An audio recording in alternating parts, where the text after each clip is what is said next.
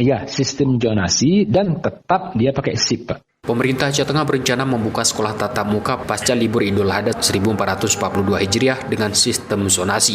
Rencana awal sekolah tatap muka kali ini akan dibuat 3 rombongan belajar, dimulai dari pukul 8 sampai dengan pukul 16.00 WIB.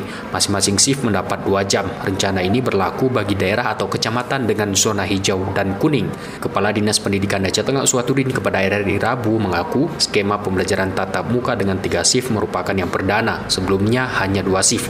Dikatakan penambahan rombongan belajar itu guna meminimalisir terjadinya kerumunan yang berpotensi terjadinya penularan virus. Yang oranye itu Aceh Tengah itu mungkin yang kemarin merah seperti Bebesen, Kebayakan, Pegasing dan mungkin Bintang atau apa kan gitu ya. Terus yang lain kan mungkin sudah turun ke hijau, dari yang lain itu mainkan terus gitu. Kasihan anak-anak kan. Jadi rencana kita malah untuk pasca Lebaran kita buat rekayasa baru lah. Kalau selama ini kan 2 shift, kenapa tidak 3 shift? Sudah kesepakatan sama teman-teman kepala sekolah, kita buat 3 shift, jadi jam 8 sampai jam 10 shift pertama, jam 10 sampai jam 12 shift kedua. Ya. Terus jam 2 sampai jam 4, kenapa tidak? Gitu kira-kira. Lebih lanjut, Kadis Pendidikan Uswatudin mengaku rencana itu terus dibahas dengan para pihak agar tidak menjadi kendala secara teknis saat pelaksanaan nantinya.